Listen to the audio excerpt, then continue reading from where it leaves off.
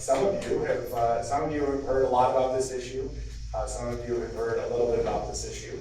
Some of you have already made up your minds, but you're still here, and I appreciate that because civic participation really, really matters, and voting matters.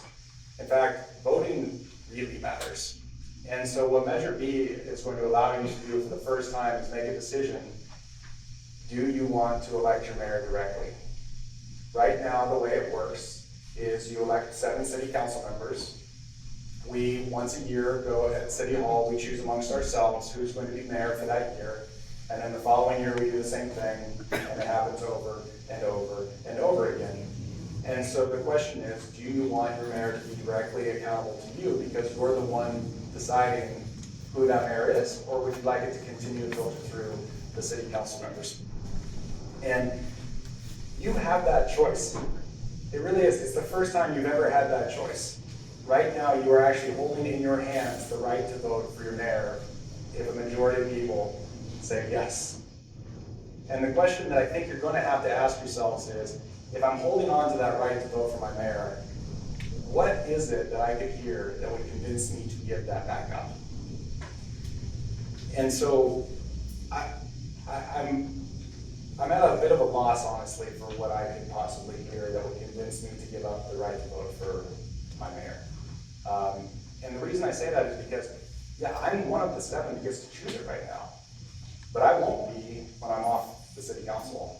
I wasn't before I got on council, and I won't be after the council. Before, I was one of your neighbors. I still am. After, I'm going to be one of your neighbors, and I still am. And one of the beautiful things about Newport Beach is this is an amazing city. And in this city, people move here. And they move here and pretty much don't leave. And that means that they're going to be thinking long-term. And so for the long-term health of our city, good neighbors think about what's good for the long-term health of their community, their neighborhoods, and the entire city at large. And so I'm asking, what could you hear that would convince you to give that back up? Now, I've seen a mailer that went out. I think probably a lot of you have seen a mailer that went out. And there were 3 things said on that mailer that I'm going to talk about because I think you've heard them. And let's talk about what those claims were that would convince you to try to give that back up. One of the claims, I'm going to read it, is that the elected mayor initiative, quote, requires a huge budget increase for the mayor that would cost Newport Beach taxpayers hundreds of thousands of dollars each year. Now, I should say real quickly, I wasn't the author of this, I am a proponent of this, but I think you ought to go read the initiative for yourself. Read every word. You are not going to see one iota of hundreds of thousands of dollars required to be spent year after year. That is absolutely not the case. In fact, the compensation for city council members and the mayor is set in a very specific section of the charter. And if you look at the proposed ballot measure, that specific section of the charter is not changed. Not one comma, not one period. The mayor will get paid the same as the mayor would be paid now, and council members will get paid the same as they get now. And so the claim that you're going to see a requirement out of this for hundreds of thousands of dollars is simply not the case. And I'm wondering, is that enough to convince you to give back your right to vote for your mayor? It also says that the city politician can stay in office, which the mayor claims is twice as long, a city politician can stay in office for 16 years, which is, the mayor claims, is twice as long as the current 8-year limit. That's also not the case. A city council member can serve for 2 terms of 4 years each, unless they're appointed beforehand, at which point they can serve 3 or 4 years before that too, which has happened. Ed Sellich served for more than 11 years on city council in a row. Also, a city council member right now, under the term limits in your current charter, can serve for 2 terms, sit out, run again, and if they're elected and re-elected, serve for another 8 years, sit out, and if they're re-elected again, can serve over and over and over again. Now, as far as I can tell, I'm the youngest person that's ever been elected to the Newport Beach City Council. I'm in my 2nd term, I'm 38 years old. By the time I reach some of your ages, I could have been on council for 30 plus years under the current system we've got. I am telling you right now, I will not do that. But The example is that I want you to understand how this is currently set up, because it is very different under the proposed system for an elected mayor. The elected mayor has a 2-term maximum lifetime limit, period. It is more stringent. That position would be more stringent than the city council members themselves as they sit currently. And then last on that mailer, it said Measure B creates, and I'm going to quote, an elected king. Didn't know kings got elected, but an elected king, and it, quote, gives total control of our city government to the elected mayor. I've been asked about this one a lot, so let's talk about that. The elected mayor would be 1 vote of 7. There is no veto power. There is no special vote. There is nothing that could cause the mayor, with an item on the agenda, to suddenly banish it from the agenda. There's nothing the mayor could do that would suddenly have a super vote. A mayor would be 1 vote of 7, just like every other city council member. Now, I've had some discussions about the agenda setting, and it's worth talking about for just a moment. The city council is a policy-making body. The only way we're able to do our job by setting policy is if an item is on the agenda. Right now, the people who can set the agenda, the agenda is first set by the city manager, but it's also supplemented by the city council members themselves. If a person says, I would like to talk about X issue, and 2 other council members say, I want to talk about that too, then it goes on the agenda. It happens at just about every city council meeting we have. In fact, that's how this measure is on the ballot right now. Because there was a council member who raised his hand and said, I would like to talk about this. And all 7 city council members raised their hands and said, I would like to talk about that too. And it came back to a regular city council meeting. And 4 council members wanted to put this system on the ballot. 3 council members wanted to put an elected mayor on the ballot that would have had 8 city, so it would have 7 city council members and a mayor. And so that is how this got on the agenda. This didn't get on the agenda because the city manager said, hey, I think an elected mayor needs to happen. This came on because council members said, that's what we'd like to talk about. And the proposed system has, instead of the city manager, who is not directly accountable to you, but a directly accountable mayor would set the agenda first, and other council members could add things just like they can right now. It is simply not the case that, and I'm going to quote it again, that Measure B gives total control of our city government to an elected mayor. Again, read this. Voters in Newport Beach are incredibly intelligent people who read ballot measures. And I want you to do that on this. I want you to read all of it and understand what it is and make an informed choice. So it's tough to anticipate all of the arguments that are going to be against this during the campaign. I've seen people call this position a dictator. It is not. I've heard people try to compare us to the city of Westminster, which apparently has decided instead of having an elected mayor position, they want to go back to a rotating mayor system. They are on the verge of bankruptcy right now. My suggestion would be if Westminster is trying to do something by going backwards, we got to be the ones going forward.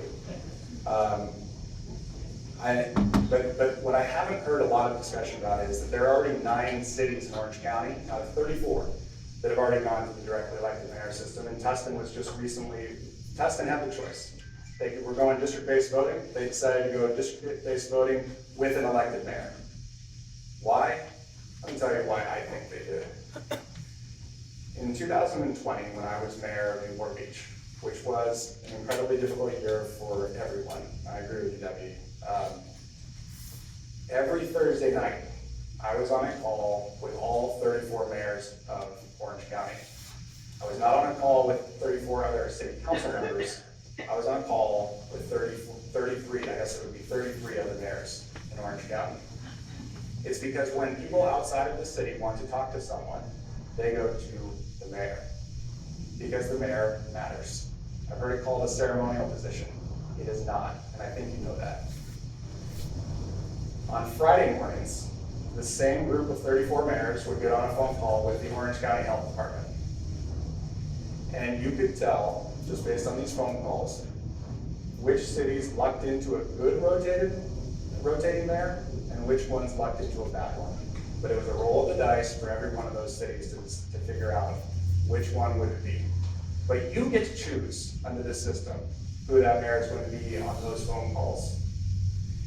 And you could also tell, by the way, when you were dealing with outside agencies, how they dealt differently with elected mayors that were consistent and had the prior relationships because they didn't switch around every year. You could tell that they had the better relationships with the outside agencies. And Joy's right. We are dealing with more and more outside agencies every year.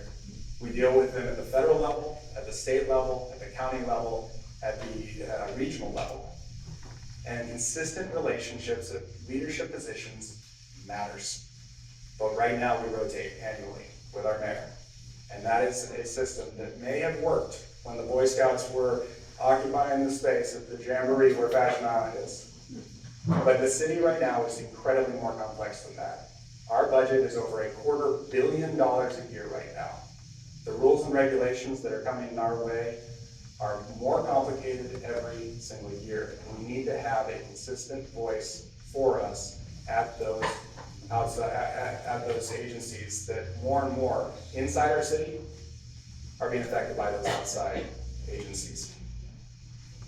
And so, coming back around, for the first time, you have the right to choose whether you want to elect the mayor directly.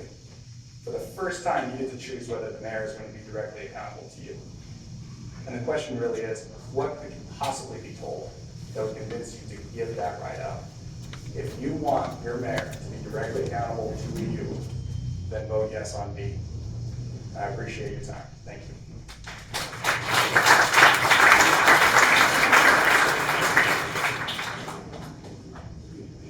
Thank you all for coming to hear about this important issue. So let's talk about that postcard that he talked about at such length. He talked about kind of one side of the postcard, but if you got the postcard, the other side of the postcard listed those who oppose, a very short list of those who oppose this measure. Former mayors, former city council members, former city managers. Many of those folks are here tonight, Steve Rosansky. Indeed, on the other side of the issue, as best I know, only the 4 people who voted to put this on the ballot are people who have served on our city council. Essentially, every person who has served on the city council or served as mayor thinks this is a bad idea. Indeed, when I reached one of them in the fall by email, he came back to me within an hour. He said, "This is a colossally bad idea," which I think is a good summary. So let's talk about those points that he raised about cost and term and power in the same order that he talked about them. On the question of cost, he's quite right. The ballot measure does not change the language about the compensation of the mayor, nor does it change the compensation of the members of the city council. But every other city in Orange County that has this kind of a directly elected, more powerful mayor has staff for that mayor. So let's take a look at another city that hasn't been mentioned yet, Costa Mesa. In 2016, there was a ballot initiative in Costa Mesa. It was called Measure EE. And among other things, it created a directly elected mayor. I looked at it today, and there's not a word about staff or extra cost in the ballot measure. The first directly elected mayor was elected in November of 2018. And at the very first city council meeting in December of 2018, that new mayor and her friends on the city council voted to create a staff for the mayor and the city council. They added $222,000 per year to the budget of Costa Mesa to fund a full-time chief of staff and 3 part-time staff assistants for the mayor. So until the proponents of the measure can point me to a city that has a similar structure to what they're proposing, that does not have a staff for the mayor and the city council, I think it's quite right to talk about the cost of this measure as well as the other problems. Perhaps the right word wasn't required.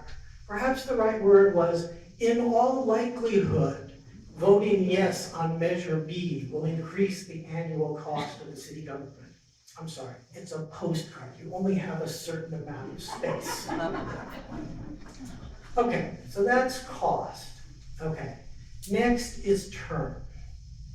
Again, in a sense, he's right.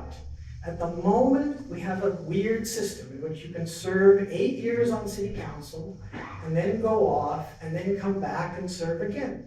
If we had a chance to sit down and draft the charter together, I think Will and I would agree that that's a bad idea and it should be gotten rid of. 8 years, that seems like a good length of time. And he's also right that the proposal would impose a lifetime 8-year limit on the time that you can serve as mayor. But what he's not saying is that under the language of the charter, you don't add those two together.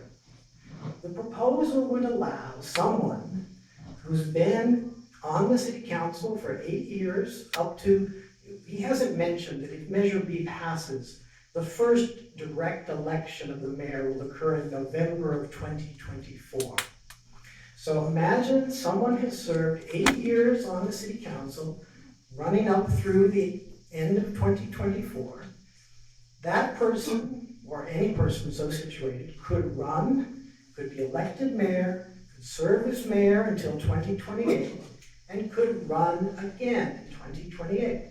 So there is a chance, more than a chance, I would say, that we will see someone serving 16 years, 8 years on the city council, and then 8 years as mayor. As someone said at the meeting in October, 16 years, that's almost long enough to have a kid born and get ready to go to college. It strikes me as too long for any person to be in continuous control, because being on city council to some extent is about control. It strikes me as too long for any one person to be in continual, even partial control of the city. Okay, so we've talked about cost and we've talked about term limits. Let's get to the question of power. Again, it's a postcard, okay? We know that the new mayor is not going to have a crown and not going to have a gown. It's not going to be a king. But the point is that this new mayor is going to be more powerful than the current mayor, far more powerful. Indeed, I'm told that when he first talked about this with people, one of the things that Mr. O'Neill said was, we need a more powerful mayor in Newport Beach. The explicit, kind of the tip of the iceberg element that's in the proposal is the agenda.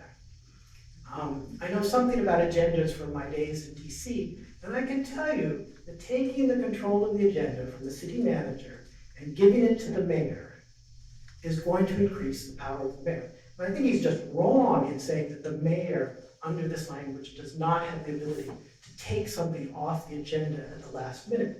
I think the mayor would clearly have that authority. The only limit on the mayor's ability to set the agenda for the city council is that 3 members would have the right to put something on the agenda. But 3 members couldn't prevent something from being put on the agenda week after week. And a clever mayor might do that and think, I'm going to get this approved at some point when 2 people are out of town. Again, you don't have to sort of, okay. So that's the agenda, but as I said, I view that as kind of the tip of the iceberg. Right? Underneath that, the new mayor is likely to have friends and allies on the city council. And the new mayor is going to have ways of doing favors for those people in return for favors. The new mayor is going to become sort of a one-stop shop. And I like the current system. 7 people, roughly equal powers, a collegial structure. Let's talk also about what he talked about in terms of continuity and relations with other agencies, because these are important. I'm not denying that. been involved in government a lot of my life. Let's take that 2020 example. It's a good example, right? Pandemic hits, there are these weekly telephone calls among the mayors. The end of the year, in accordance with the way things are usually done in Newport Beach, a new mayor was selected, Brad Avery. My assumption is that Mr. Avery took over handling those phone calls. I didn't notice, I don't know, did any of you notice that suddenly our ability to deal with the pandemic was deeply hampered? No, right? We have continuity in at least two ways, right? Maybe three. One, the city council never completely flips over. It's not like the US House, where in theory, in November, we could elect 435 new members to the US House. No, it's much more like the Senate. This fall, we'll have 4 people that we'll elect, then 3. So there's continuity in terms of the personnel of the city council. Second, the staff. We haven't talked about the staff, but it's really important. We have a great city manager. We have great people all through the staff. Those are permanent, full-time employees, and they provide really the most important measure of continuity, right?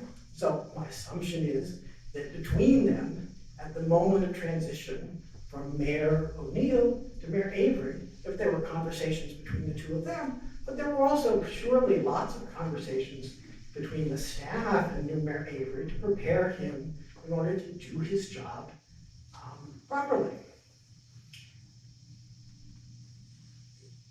So I think I've dealt with the 3 points that he's made. For me, this comes down to something fairly simple. We've got a good system here. It works well, and he just said, we live in a great city. I take comfort not only from the fact that all of those former and current, I should mention that, as he did, that 3 members of the city council, current city council, are strongly opposed to this. Joy, Diane, and Mr. Avery. All those formers, though, I take comfort from that, but I also take comfort from the fact that Mr. O'Neill himself didn't raise this issue when he ran for city council in 2016. He didn't raise this issue when he gave his State of the City speech in February 2020. He didn't raise this issue when he ran for city council again in the fall of 2020. He didn't say, oh, this is a serious problem, we need to fix it. So, in a way, yes, I hear that Will O'Neill 2022 wants to make this change. But Will O'Neill 2020, Will O'Neill 2016 wasn't in favor of this. So it's sort of as if somebody wakes up after being involved in our national politics for 20 years and say, I want to get rid of the Electoral College. The people should select the president directly. Well, I don't know, it's been in the Constitution for more than 200 years.